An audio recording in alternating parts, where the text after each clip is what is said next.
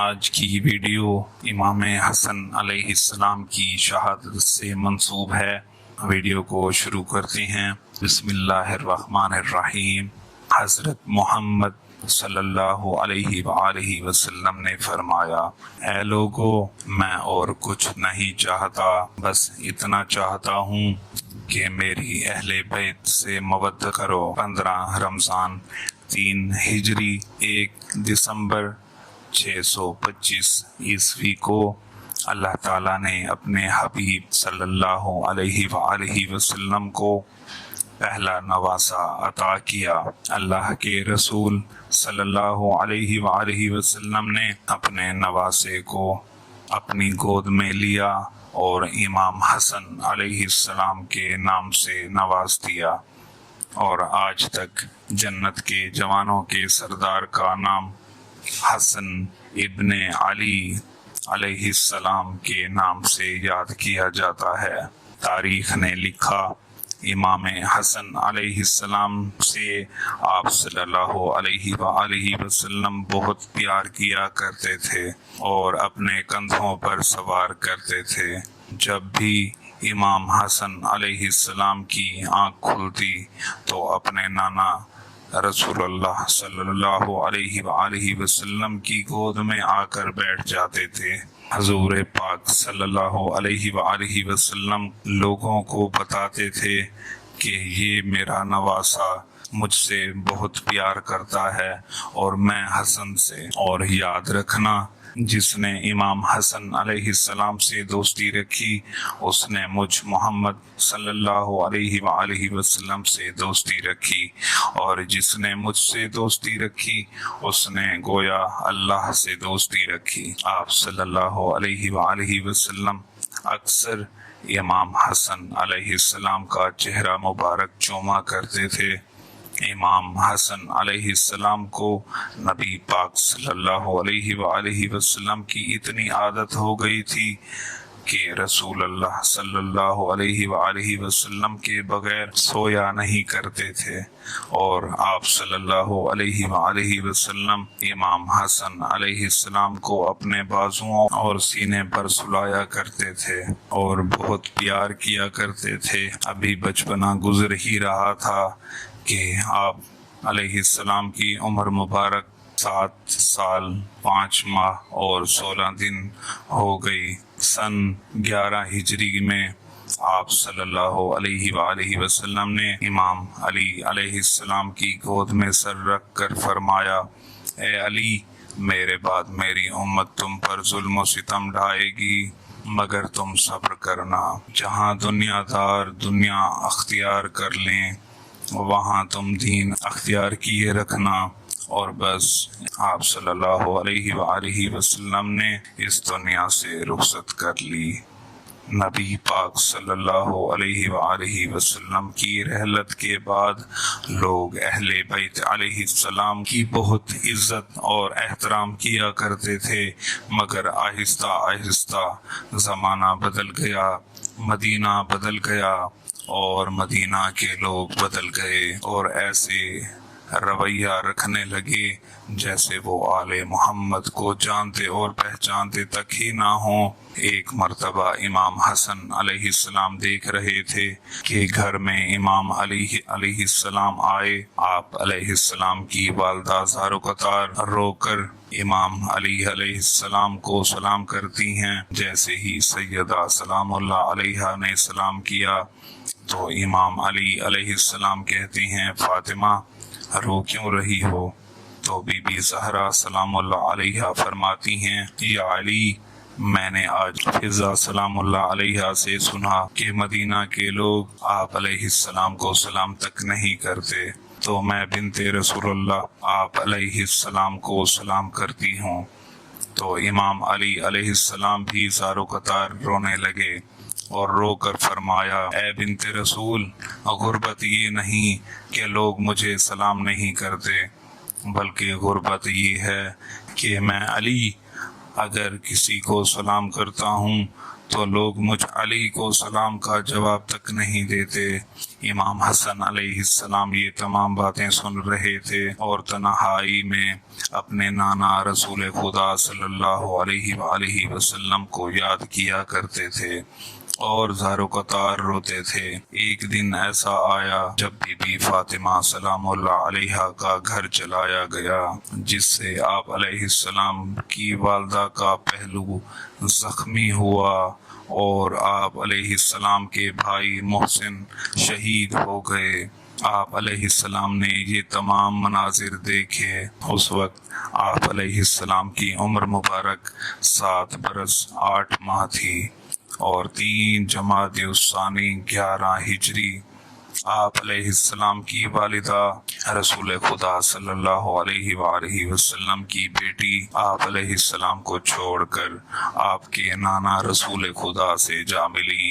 آپ علیہ السلام نانا اور والدہ کے غم نے آپ علیہ السلام کو اکیلا کر دیا اور یوں دیکھتے ہی دیکھتے آپ علیہ السلام زمانہ بلوغت میں پہنچے تو آپ علیہ السلام کا چہرہ مبارک اور انداز گفتگو ہو بہو رسول خدا صلی اللہ علیہ وآلہ وسلم سے مشابہت رکھتا تھا، اور آپ علیہ السلام کی سخاوت کا یہ عالم تھا کہ خود بھوکے رہ کر غریب اور مساکین کے کھانے کا خیال رکھا کرتے تھے۔ امام علی علیہ السلام ان دنوں اکثر مدینہ سے باہر رہا کرتے تھے اور جہاں جہاں پانی نہیں ہوتا تھا وہاں پر کنویں کھودا کرتے تھے تاکہ لوگ اس پانی سے سیراب ہو سکیں۔ جب عرب میں ظلم و ستم بڑھتا رہا یہاں تک کہ حقوق اللہ پامال ہوتا رہا تو لوگ امام علی علیہ السلام کے دروازے پر آئے تو ایک طرف مال دنیا،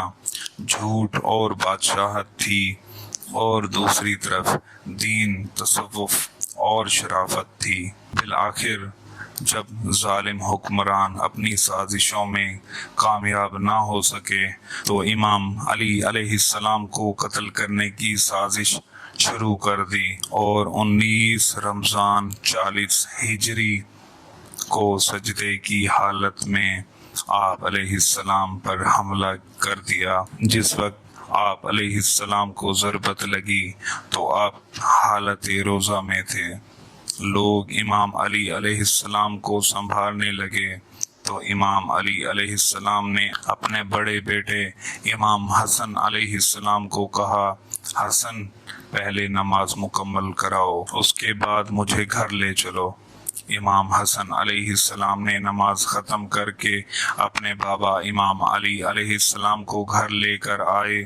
آپ علیہ السلام بستر شہادت میں تھے اور امام حسن علیہ السلام سے فرماتے ہیں، یاد رکھنا میرے بعد تیرے نانا صلی اللہ علیہ وآلہ وسلم کی امت تمہارے سامنے تمہارے بابا کو اور تمہیں گالیاں دیں گی، مگر اے حسن تم صبر کرنا، اور اللہ پاک اپنی کتاب میں فرماتا ہے کہ جب بھی دشمن صلح کے لیے ہاتھ بڑھاتا ہے تو صلح کرنا، کیونکہ اسلام امن کا نام ہے۔ اپنے نانا کی صلح حدیبیہ کو یاد رکھنا، جہاں تک ہو سکے امن کو پھیلاتے رہنا۔ بس پھر امام علی علیہ السلام کی شہادت کے بعد ایسے ظلم کے پہاڑ گر گئے کہ آپ علیہ السلام کو زمانہ آج بھی تنہا ترین سردار کے نام سے یاد کرتا ہے۔ رسول اللہ صلی اللہ علیہ وآلہ وسلم نے فرمایا تھا کہ میری امت کا سب سے بڑا فتنہ مال و دولت ہے۔ ظالم حکمرانوں نے اس صدا کو بلند کرتے ہوئے اعلان کیا، جو بھی حسن کو قتل کرے گا اسے ہم اشرفیوں سے نواز دیں گے۔ ہر کوئی امام حسن علیہ السلام کے قتل کے خواب دیکھنے لگا۔ ہر کوئی یہ چاہتا تھا کہ میں حسن کو قتل کروں اور انعام مجھے ملے۔ امام حسن علیہ السلام تنہا رہ گئے، یہاں تک کہ کئی مرتبہ آپ علیہ السلام کو قتل کرنے کی سازش رچی گئی۔ لوگ سرعام آپ علیہ السلام کی توہین کیا کرتے تھے۔ آپ علیہ السلام کے بابا کو گالیاں دیا کرتے تھے، یہاں تک کہ مسجد نبوی میں جمعہ کے خطبے کے دوران امام حسن علیہ السلام اور امام علی علیہ السلام کو گالیاں دیتے، لیکن امام حسن علیہ السلام کسی کو کچھ نہ کہتے اور صبر کرتے۔ جب دل حد سے زیادہ بھر آتا تو آپ علیہ السلام خانہ کعبہ کی طرف چلے جاتے اور خانہ کعبہ کو پکڑ کر کہتے، اے اللہ، یاد رکھنا تیرے حبیب کی امت نے، میرے نانا کی امت نے مجھ پہ وہ ستم ڈھائے جو اگر سفید دنوں پر گرتے تو کالی راتوں میں تبدیل ہو جاتی۔ جس علی نے اسلام کو بلند کیا، آج لوگ اس علی کی توہین کرتے ہیں۔ اے اللہ، مجھے اس دن کا انتظار ہے کہ جب تو حساب لے گا۔ بس امام حسن علیہ السلام اپنے آنسوؤں کو غلاف کعبہ کے ساتھ پہنچتے ہیں اور واپس مدینہ آ جاتے ہیں۔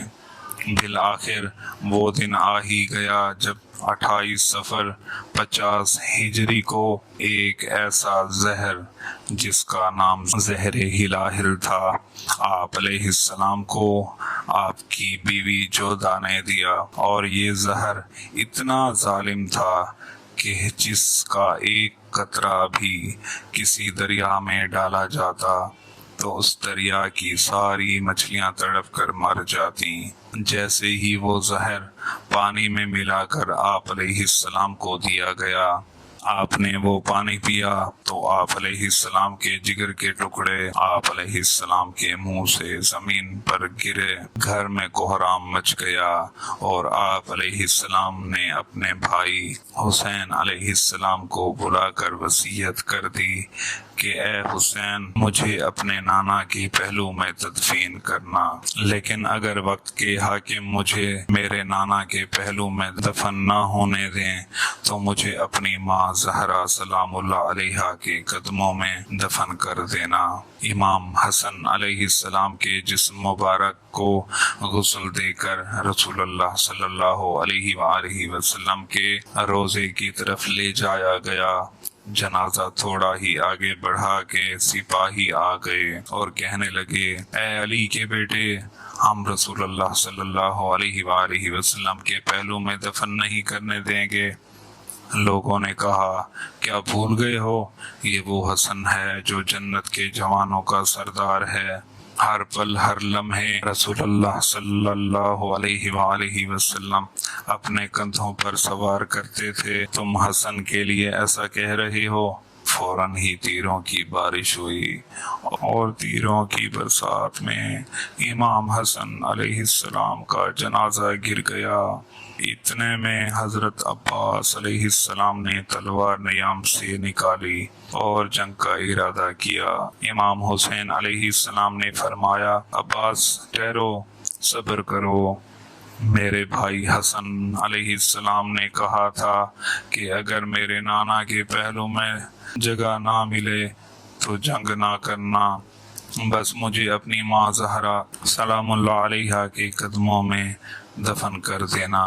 امام حسن علیہ السلام کا جنازہ واپس کر لایا گیا اور جنازے پر لگے تیروں کو امام علیہ السلام کی بہنوں نے اپنے ہاتھوں سے نکالا اور پہلا خون بھرا کفن تبدیل کر کے دوسرا کفن پہنایا گیا، اور پھر یہ جنازہ جنت البقیہ کی طرف لے جایا گیا اور امام حسن علیہ السلام کے جنازے کو جنت البقیہ میں تدفین کیا گیا۔